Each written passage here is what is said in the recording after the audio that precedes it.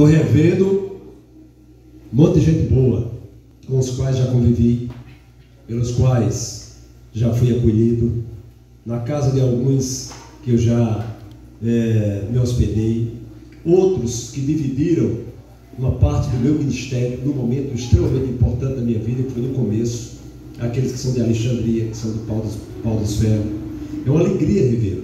O reverendo Netinho, com quem a gente conversa constantemente, tenho dito a Giovânia, é um grande amigo que tenho mantido no ministério, e no ministério não é muito comum a gente ter amigos, infelizmente.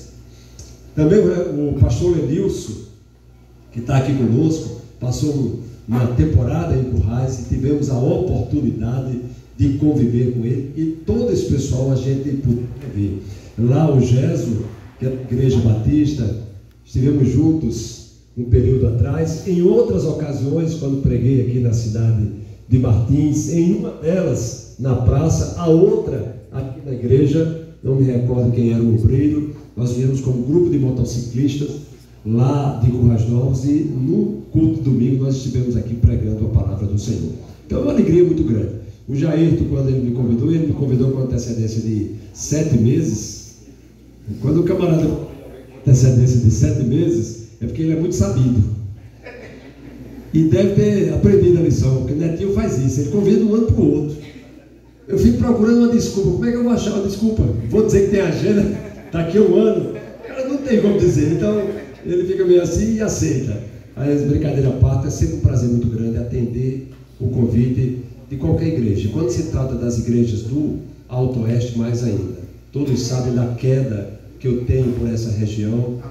Lamento profundamente não ter iniciado o meu ministério como estava previsto na cidade de Alexandria. Pastoreei, mas como pastor interino, e eu já disse a Giovânia que eu tenho a impressão que uma hora ou outra Deus vai me fazer terminar por outra. Olha lá, criamos raízes e demos asa para a mulher, que quando começou o ministério disse: eu vou para onde você for. E agora, claro que ela disse: vamos pensar e orar muito antes de ter uma saída de guarda. Nossos filhos cresceram, um casou, o outro já está se preparando para casar, a menina, então fica sempre mais difícil a gente mudar. E lá também Deus nos agraciou no ministério. Quando chegamos naquela cidade havia uma igreja presbiteriana, hoje são 4 igrejas presbiterianas. Amém.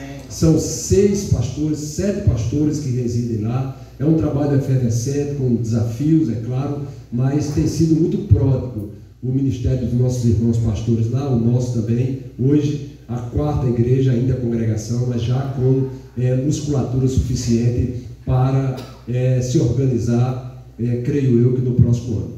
Mas vim aqui para partilhar a palavra do Senhor e não a minha história. Então, abra a palavra de Deus no livro de Atos dos Apóstolos, capítulo 28.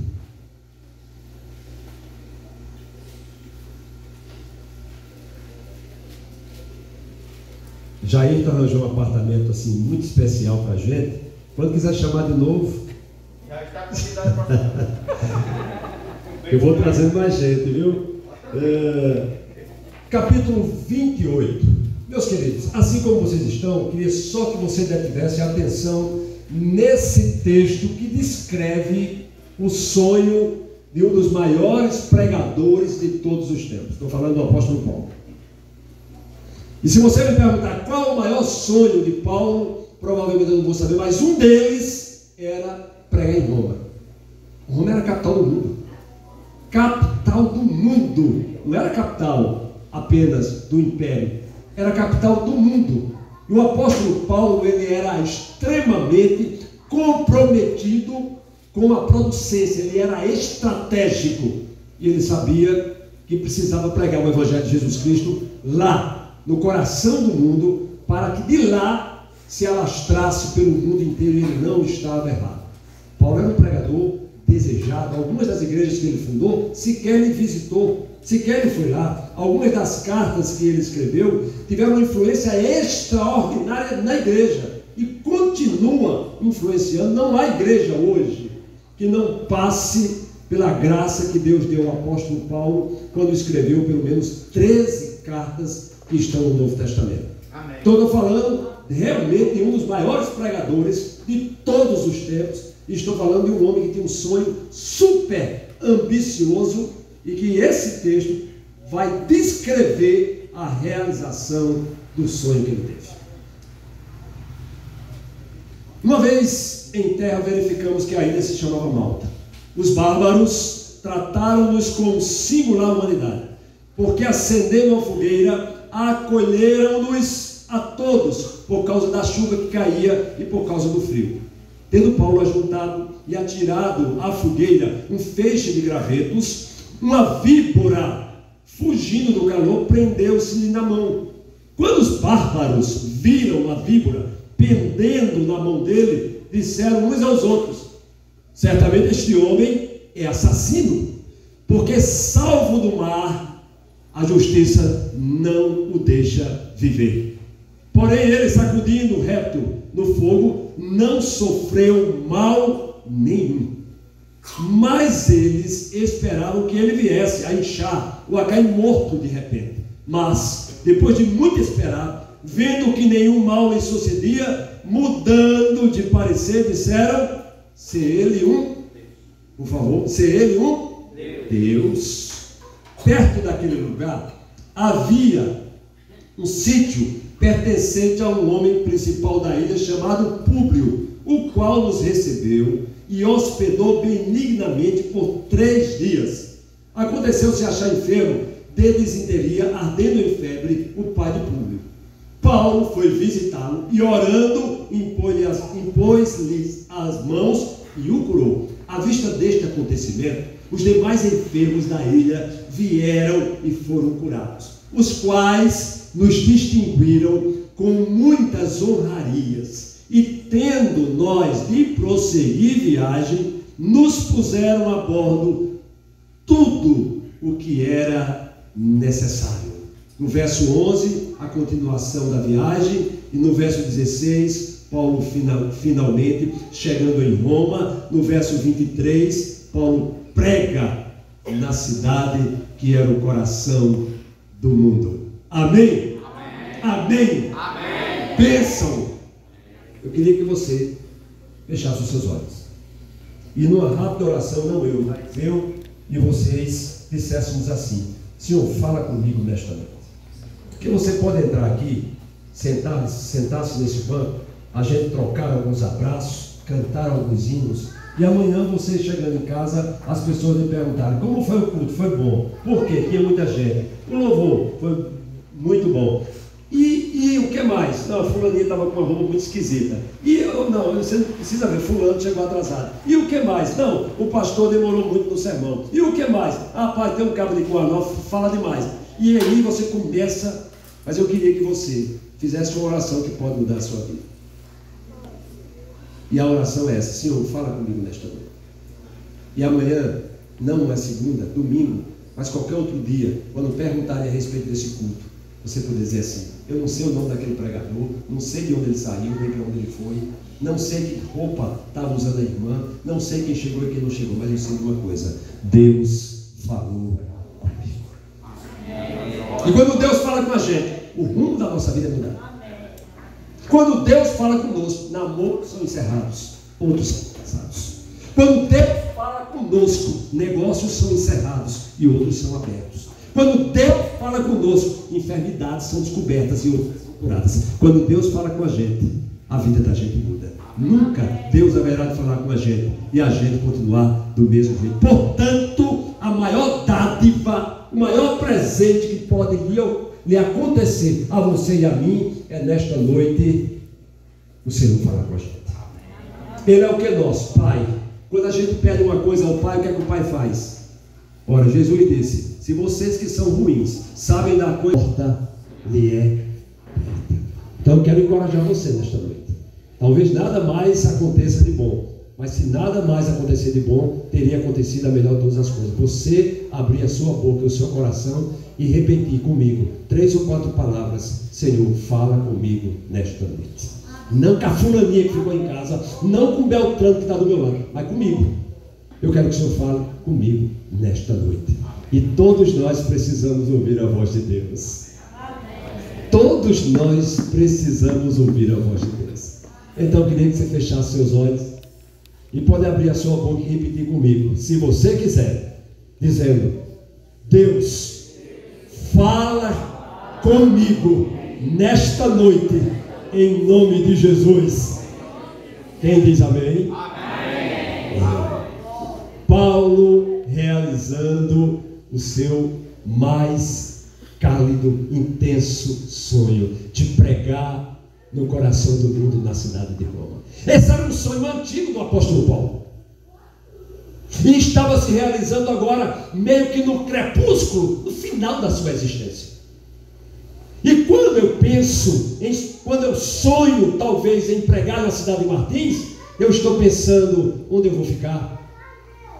Eu estou pensando que temperatura vai estar aquela cidade.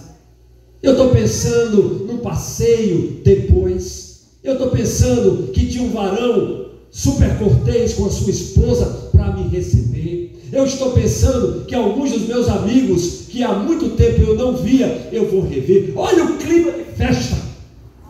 Interessante, quando nós sonhamos coisas especiais, nós também floreamos os nossos sonhos, ornamentamos os nossos sonhos, perfumamos os nossos sonhos.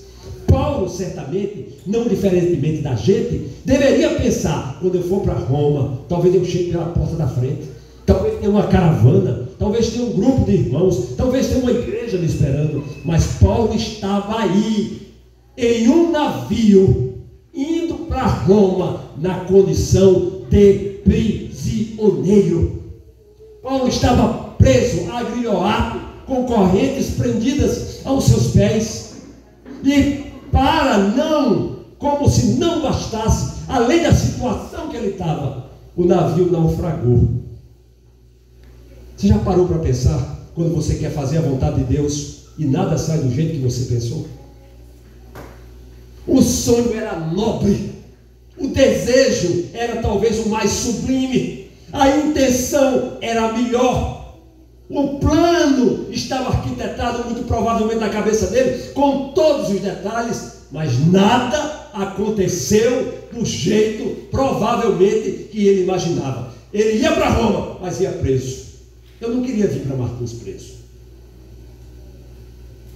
Eu que tenho um sonho, por exemplo, de ir para a universidade, não queria chegar na universidade doente. Eu que tenho um sonho para a minha velhice, claro que eu não quero chegar na velhice decrépito e inútil, impossibilitado. Os meus sonhos não. É eu velho, arrodeado de neto, mas com saúde. Talvez com sítio para descansar, um carro para andar. Esse é o meu sonho e não é diferente do sonho de vocês. Mas lembre-se, assim como com Paulo, Deus garante a realização dos bons sonhos, mas nem sempre do jeito que a gente sonha. Quantas mulheres não sonharam em casar, realizaram o sonho, mas descobriram que o marido não era aquilo que elas esperavam, e vice-versa. Quanto de nós nos preparamos, engravidamos, gestamos, esperando ter um filho lindo, maravilhoso, o mais inteligente do mundo, mas às vezes a gente vai parir e pare uma criança totalmente diferente daquilo que nós imaginávamos. É bom a gente anotar que sonhos é uma coisa fantástica, Deus compromete-se conosco, sonho está muito inserido na fé, mas prepare-se, pode acontecer de uma forma que você não espera. Mas vou adiante. O apóstolo, depois de naufragar, nadaram, conseguiram chegar em uma ilha, a salvos. Você naufragar na condição de prisioneiro e sobreviver é uma dádiva. Você crente, muitas vezes derrapar, cair e conseguir se levantar é uma dádiva. Você adoecer, mas melhorar é uma dádiva. Você perder, quebrar no negócio, mas ter a oportunidade de se refazer é uma dádiva. O apóstolo Paulo estava indo para Roma, naufragou, podia ter morrido, mas não morreu. Nadou com a tripulação até uma ilha, e na ilha foram acolhidos. Beleza, maravilha. Não estava 100%, mas estava muito bom. Mas aquilo que é bom pode melhorar, amém? Amém. E aquilo que é ruim pode piorar. Misericórdia. aquilo que é ruim também pode melhorar. Eles se reuniram, juntaram os gravetos para fazer a fogueira. Estava todo mundo molhado, em uma ilha. Todo mundo com a possibilidade de ter problema de saúde. Vamos lá, fazer uma fogueira. E Paulo, voluntarioso, já não tinha para onde correr. Se tinha correr, tinha tirado. Levar o feixe. Quando ele pega o feixe para jogar na fogueira, uma cobra prende na sua mão. Lembre-se, todo jardim tem uma serpente, viu? Por melhor que seja a sua casa, por melhor que seja o seu trabalho, por melhor que seja a sua igreja, não é melhor do que o Éden. E o Éden estava tudo bom, mas tinha lá uma serpente. E Paulo na ilha de Malta, após sobreviver ao naufrágio, agora tentando ser solidário consigo e com os outros, de repente uma cobra. Quando a cobra prendeu na mão dele, aí os camaradas não aguentaram. Esse homem só pode ser, meu Deus do céu, um amaldiçoado. Porque não é possível, o cara está preso. Vem no navio, o navio afunda, ele nada, chega na ilha. Quando chega na ilha, o que é que está esperando ele? Uma cobra. Olha aí no texto, o que eles disseram. E aí vem a primeira lição desse texto que eu gostaria de pontuar e deixar na minha cabeça, na sua cabeça e no seu coração. Como é que a gente faz na vida para passar pelos momentos bons e ruins e não permitir que eles acabem com a gente? Como fazer no momento de extrema bonança, quando o negócio vai bem, quando há lucro, quando os filhos são uma bênção, bonitinhos, maravilhosos, fazendo tudo que a gente quer, quando a casa está cheia, tem comida na mesa, tem dinheiro na conta. Você deve conhecer algum crente que se desviou exatamente porque tinha muito. No melhor momento da vida, ele desapareceu. Tem mulher que ora, Senhor, me dá um filho, me dá um filho, me dá um filho. Quando o filho nasce, ela desaparece. Tem muita gente que sucumbe, que se destrói por causa da bonança. E tem gente que também se destrói por causa da escassez. Quando a coisa pega, ele desaparece, ele abomina, ele detesta, ele põe culpa na igreja, ele põe culpa do pastor, ele põe culpa dos irmãos. Não é possível, a minha vida era boa, depois que eu vim para a igreja, a minha vida se tornou uma desgraça. Deixa que a escassez acabe com ele. Mas o que é que você e eu temos que fazer para sobreviver ou aos momentos de fartura ou aos momentos de escassez? O que é que eu e você, crente, precisa? Aí a gente olha para esse texto. Paulo estava enfrentando um momento onde disseram que ele só podia ser filho do cão, que ele só podia ser um amaldiçoado, que ele só podia estar sendo circunstanciado, perseguido pela justiça de Deus, porque salvo do mar, mas a justiça não deixava, de forma que uma serpente lhe prendeu.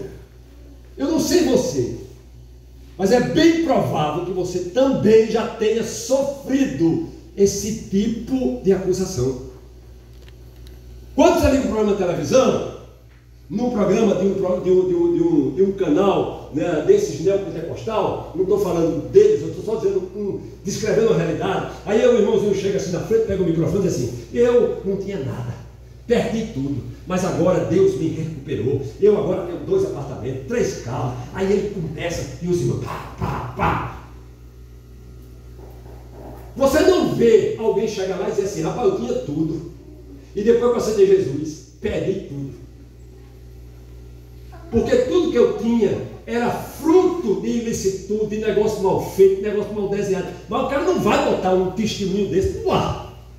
Ele bota o testemunho bomba, top, aquele que enche de desejo quem está assistindo naquele momento.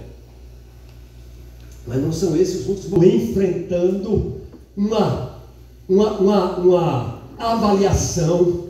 O apóstolo Paulo enfrentando a opinião pública que não estava dizendo que ele era um Deus, estava dizendo que ele era um amaldiçoado, um esquecido, um perseguido pela justiça de Deus. Eu queria que você lembrasse uma coisa, porque a gente tem uma mania, não é todo mundo, viu? A gente tem uma mania de quando um crente adoece, a gente acha que ele está em pecado. Pneu fura, a gente acha que ele está em pecado. O irmão está passando por um revés, recebeu um diagnóstico ruim, a gente acha que ele está em pecado. E tem mais gente mais atrevido, que ainda lança uma profecia, dizendo que você está assim por conta disso. Olha Paulo, Nem toda escassez, nem toda tristeza, nem todo prognóstico, nem todo diagnóstico, nem todo sofrimento quer dizer que você não esteja de conformidade com a vontade de Deus. Deus está lhe dando, permitindo, para que você possa fazer o que o apóstolo Paulo fez.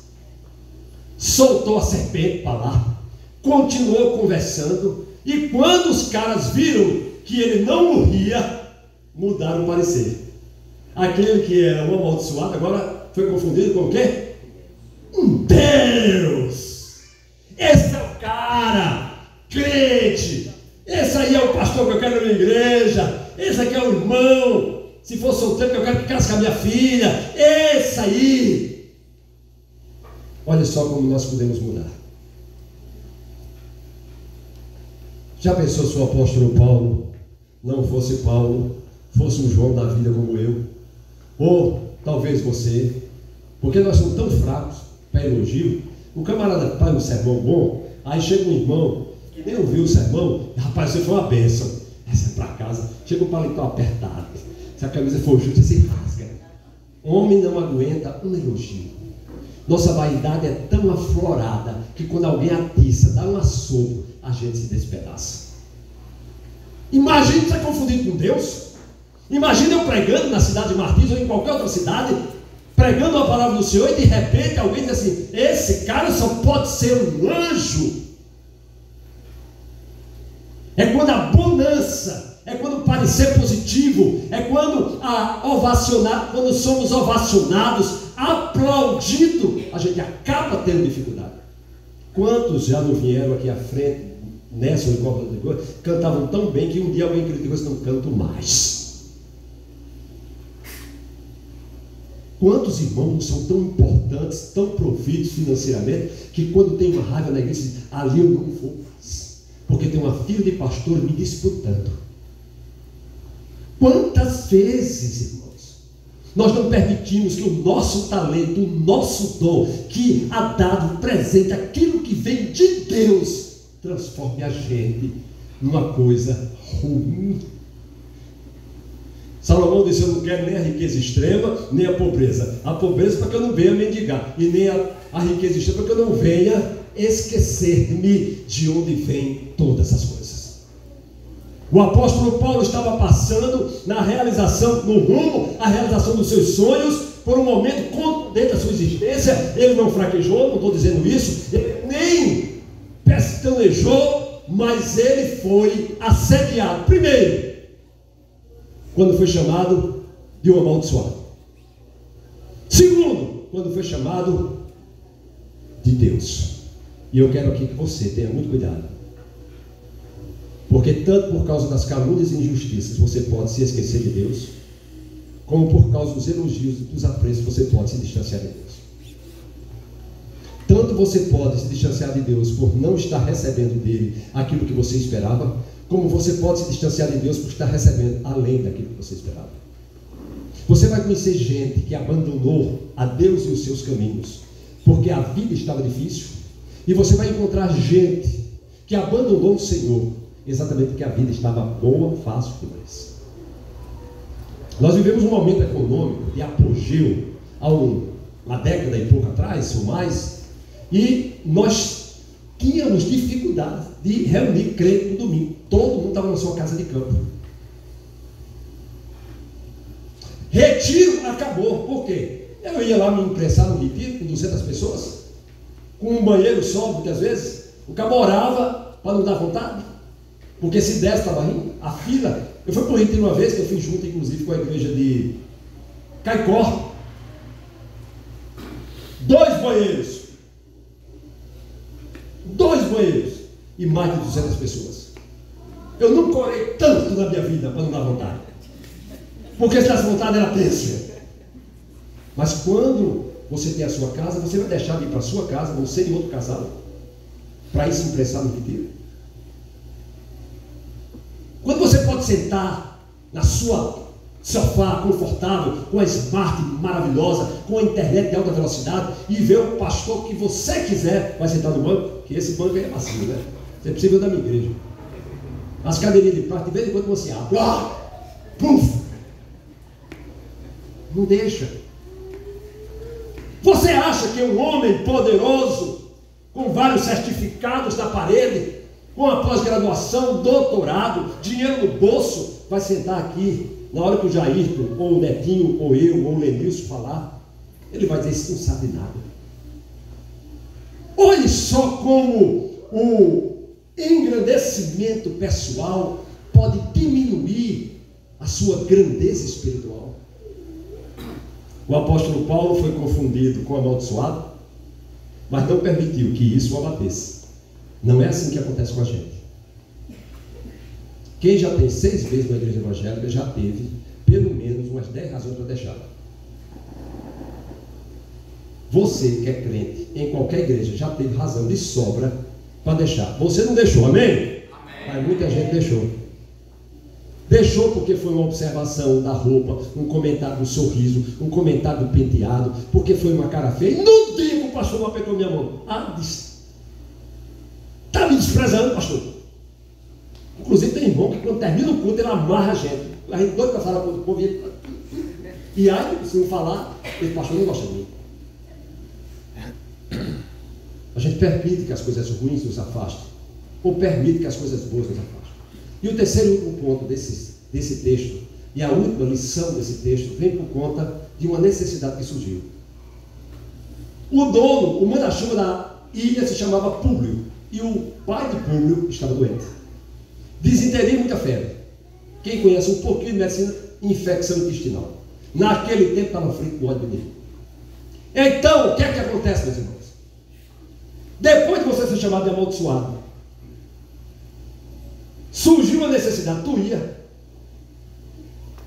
Pastor João Batista, pastor da igreja presbiteriana de Currais Novos, chegou numa casa, alguém disse assim, aquele pastor é um cão, aquele pastor é um amaldiçoado, aquele pastor é um desmantelado, aquele pastor é um ladrão. São as coisas das quais nos chamam, mesmo que não seja na cara.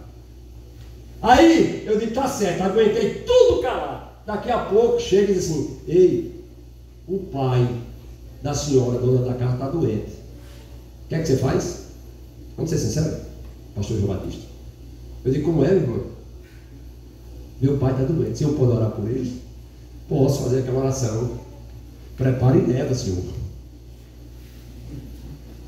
Não cura, porque nós somos circunstanciados por isso. Você não leva para a sua casa quem lhe ofendeu. Você não leva para a sua casa quem lhe agrediu. Você não leva para a sua casa quem não lhe entendeu, quem não lhe acolheu, quem não lhe serviu. Como é que você vai orar por uma pessoa que fez mal a você? Quando ainda havia escravidão no Brasil, na Bahia havia grandes senhores de engenho, com grandes colegiados de escravos. E quando o escravo passava muito tempo numa casa e era de confiança, o dono fazia dele um feitor. Era um escravo que não deixava de ser escravo, mas era promovido a cuidar dos outros escravos. E quando o dono de engenho ia para a feira para comprar mais escravos, ele levava esse, porque ele conhecia os escravos. E assim aconteceu em uma fazenda grande da Bahia. O dono foi comprar mais mão de obra barata e levou o seu feitor, que tinha sido escravo a vida toda, mas agora um homem de confiança, para ajudar na escolha. E quando chegou então naquelas feiras, assim como aparece no filme, parou-se perto de um lote e o feitor disse, aqui nós temos homens jovens, fortes, que certamente servirão. O homem fez um negócio, escolheu os seus, mas um que estava no lote ele não quis, porque era velho. Ora, se hoje nós, meia idade, terceira idade, sofremos discriminação no mercado de trabalho, imagine no tempo da escravidão. Mas o feitor disse, não, mas eu quero levar esse velho. O dono dizia, mas eu não vou pagar por ele. Mas eu quero levar, se o senhor quiser, desconte no meu, mas eu queria levar ele. Aí o dono dos escravos veio naquela briga, doido para se livrar do velho, disse, não, se comprar esses 5, você leva esse de graça. Aí acabou a peleja. O velho foi de graça. Quando chegou na fazenda, o dono ficou de mutuco olhando o tratamento que o feitor dele dava àquele velho. Levava água, dividia a ração. Quando o velho estava cansado, ele botava na sombra. E depois de muitos dias, então ele chamou o seu escravo, feitor, e disse: por que você está tratando esse homem de forma tão diferente, tão carinhosa e tão acolhedora? Eu já sei, ele era seu pai. Ou é seu pai e você o reconheceu? É da sua família? Disse: não. Era da sua tribo? Não. E quem é esse homem que você o trouxe na marra e ainda o trata de forma diferenciada? O escravo velho, o escravo feitor, capataz, disse: esse homem foi quem me vendeu quando eu era menino ainda na minha tribo. Foi ele que apontou onde eu estava e me entregou para ser trazido para o Brasil para me tornar escravo. Aí o dono: como é que se faz então um negócio desse? Não seria melhor botá-lo no tronco, dar umas chibatadas todos os dias para ele pagar esse pecado? Disse: não. Eu conheci um homem chamado Jesus, que diz em sua palavra que aqueles a quem me faz mal, eu devo pagar com o bem. Sabe o que acontece no final dessa história? O dono de fazenda se converte. Porque o maior discurso de um homem não são as suas palavras, são as suas ações. Porque a maior pregação não é aquela que a gente fala, é aquela que a gente vive. E não há quem resista ao amor. O apóstolo Paulo estava nessa situação. Já tinha sido chamado de amaldiçoado, já tinha sido confundido com Deus, e agora vem a necessidade. O que é que Paulo faz? Leia o texto. Paulo vai, ora pelo Senhor que estava doente, ele é curado. É trazido todo mundo que estava doente, e ele ora por todo mundo que estava doente, e a bênção de Deus se derramando, a graça de Deus se estendendo, e aquela ilha conhecendo o poder de Deus através de alguém que, se fosse nos dias de hoje, ou se fosse eu, não teria feito. E teve profeta que fez isso. Jonas, quando bateu em Nínive, na marra, depois de ser levado na marra, e o povo se converteu, ele disse: eu não acredito que esse povo ruim recebeu o que eu vou receber.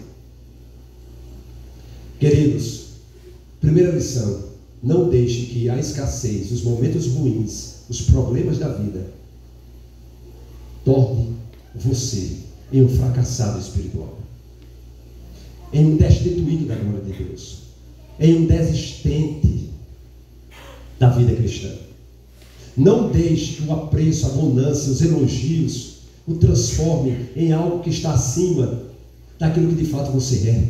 Nada nós temos, nada nós somos, nada nós fazemos, nada que não seja permitido, que não seja dado, doado pelo Criador.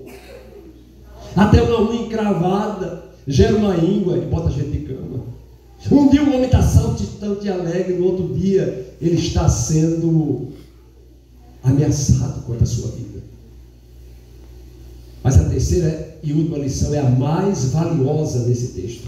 Não deixe que isso torne cínico, não deixe que isso torne indiferente, não deixe que isso, uma coisa ou outra, o afaste da vocação que você foi chamado, o afaste daquilo para o qual Deus o elegeu. Não importa quantos digam que você faz mal, faz bem, se você faz para o Senhor, faça. Não importa quantos dizem que você dá pouco, dá muito, se você está dando para o Senhor, dê. Não importa que alguns o considerem um amaldiçoado, rejeitado, uma figura abjeta, ou que ache que você é o bam. Não deixe que isso torne insensível ao falar de Deus, insensível à graça de Deus, insensível ao chamado de Deus. Sabe o que mais precisa das suas orações? Seus inimigos. Sabe o que mais precisa da sua ajuda? Quem não tem nada. Sabe o que mais precisa ser amado? Quem não conhece a graça nem o amor de Deus. É triste, mas o que eu vou dizer é pura verdade. Nós tratamos bem quem nos trata. Nós amamos os crentes porque os crentes são crentes.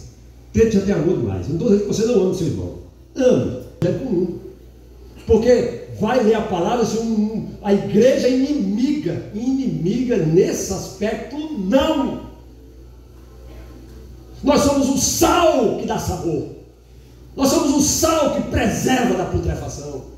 Nós somos a luz que ilumina as trevas. Nós não somos chamados para nos retirarmos e assistirmos as pessoas desembocando no inferno. Nós somos chamados para atalhá-los, para interceptá-los, para amá-los, para fazer por eles o que eles não merecem, porque nós recebemos aquilo que nós não merecíamos. Amém. Não deixe. Nós somos um povo que, se não nos cuidarmos, nos tornaremos um povo indigesto, um povo detestável, um povo fariseu, porque nós vamos ao longo da vida acumulando alguns clichês, algumas manias, algumas outorgas que dão a gente a impressão que a gente é o que a gente não é. Não deixe que as vicissitudes, as dificuldades, as mazelas, as tragédias, as frustrações tornem você uma pessoa indiferente. Paulo foi chamado, orou por um. Paulo foi chamado, orou por todos. E depois de tudo, Paulo segue viagem com todo o provimento que precisava, chegando a Roma, mesmo preso, pregando a palavra. E você não precisa ir muito longe para saber que tem uma carta aos romanos, para saber que o evangelho se espalhou pelo Império Romano e que 3 séculos depois, e um pouquinho mais, a igreja derrotou o Império. Meus queridos, eu quero chamar você, nesta noite, em que você está aqui nessa festa, celebrando 22 anos de existência, da presença dessa igreja. Eu quero que você, que orou no começo, Deus, fala comigo nesta noite. Diga para você mesmo o que é que Deus está lhe chamando a fazer. Se você está entre aqueles que está sendo considerado amaldiçoado, se você está entre aqueles que está se considerando um Deus ou o próprio Deus, ou se você está entre aqueles que as vicissitudes, as circunstâncias fizeram de você uma pessoa cínica, indiferente à missão para a qual você foi chamado. Em qualquer um dos casos, eu quero conclamar você a fazer o que tem que fazer, prosseguir a sua viagem, realizar os seus sonhos, mas deixando marcas indeléveis no seu caminhar. Nós não botamos ninguém no céu, mas somos instrumentos para fazer isso.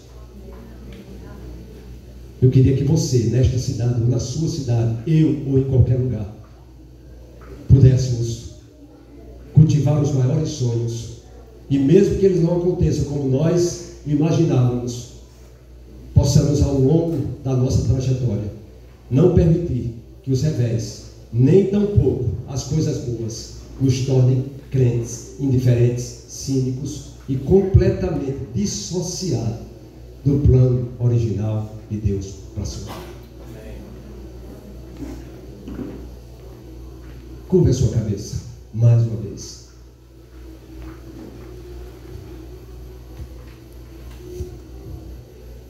Nós começamos esse culto orando. Senhor, fala conosco nesta noite. Se o Senhor falou com você, preste atenção, somente se o Senhor falou com você. E eu não quero saber o que Ele falou, mas se Ele falou com você nesta noite, eu queria que você se encorajasse e ficasse de pé. Só se Ele falou com você. Fique de pé em nome do Senhor. Se Deus falou com você nesta noite, se algum aspecto deste culto, se alguma letra cantada, se alguma palavra lida, ou se essa exposição da Bíblia, de alguma forma, pegou você pelo coração, se coloque de pé em nome do Senhor. Deus, quando fala com a gente, fala para desafiar. Se Deus falou com você, não falou para você ficar aqui. Deus falou para ir com você. Eu não sei quais as viagens que você vai fazer, nem quais os sonhos que você tem sonhado. Mas eu quero dizer que os sonhos que você tem sonhado, Deus certamente considerará e levará a cabo. Mas quero dizer que talvez não saia como você imaginou. Mas se sair do jeito que Deus quer, é o melhor jeito para você. Eu quero que as muitas formas que o diabo tem usado para atrapalhar o seu caminho sejam postas nesta noite diante do Senhor.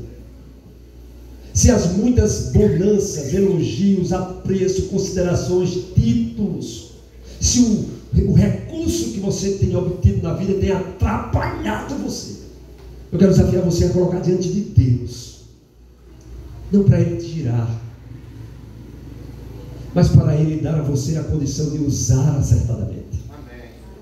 Os dons que Deus te deu, a possibilidade que Deus te deu, as vidas que Deus te deu, aquelas que carecem do seu amor, da sua oração. Eu quero que nesta noite você repreenda, em nome de Jesus, todo e qualquer distanciamento, toda e qualquer frieza, que essa boca se abra para glorificar a Deus, que esse coração se abra para se alegrar na presença do Senhor, que esses joelhos se dobrem para buscar o Senhor, que essa carteira se abra para investir na obra do Senhor, que tudo quanto você tem e é, seja à disposição do Senhor. Ó Deus Pai Todo-Poderoso, falaste conosco, louvado seja o teu nome. Agora nos dá a condição de sair daqui e colocar em prática aquilo que o Senhor está reclamando, em nome de Jesus. Amém, amém e amém. Deus abençoe a sua vida. Muito obrigado.